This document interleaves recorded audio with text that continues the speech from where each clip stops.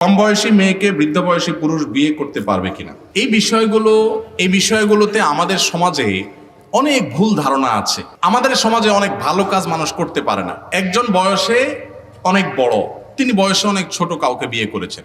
যাকে বিয়ে করেছেন তিনি খুশি মনে বিয়ে বসেছেন, যিনি বিয়ে করেছেন তিনিও তাকে সঠিকভাবে বিয়ে করেছেন, কোনো অসুবিধা নেই। এই বিয়েতে অন্তত অসুবিধা নেই, এই বিয়ে যায়, যেটাকে অ্যাপ্রিসিয়েট করা উচিত। এটাকে দিনদার পাত্রপাত্রীর সন্ধানে ভিজিট করুন orthicdin.com। এটাকে অন্তত নিয়ে ট্রল করার কোনো সুযোগ নেই। আবার ওই বিয়ের নামে আপনার বেহায়ামি করে বেড়ানো সঠিক না, সেটাও আমাদের মনে রাখতে হবে। আমাকে একবার এক যুবক প্রশ্ন দিছে যে হুজুর, আমি একজন বিধবা মহিলাকে বিয়ে করতে গেছি, আমার পরিবারের সবাই বিরোধিতা করতেছে, যেটা করতে হয় না।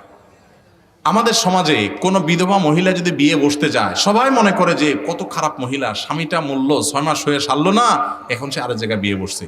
এই মহিলা কি খারাপ কাজ করছে না ভালো কাজ করছে? এই ভালো কাজ করছে, যেটা বোঝার মতো জ্ঞানটা পর্যন্ত আমাদের মাথায় নেই।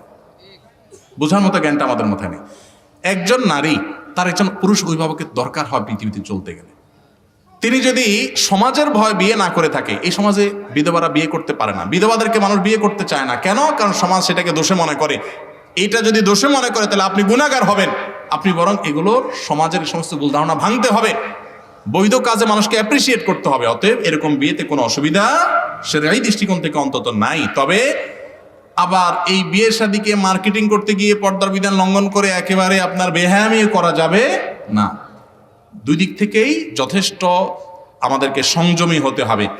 আমাদের সমাজে দেখবেন মানুষের নিজের চরকায় তেল দেওয়ার খবর না, আরেকজনের পিছনে দেখবেন সারাদিন লেগে থাকে।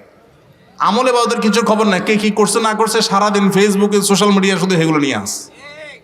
আল্লাহ তাআলা আমাদেরকে হেদায়েত দান করুন।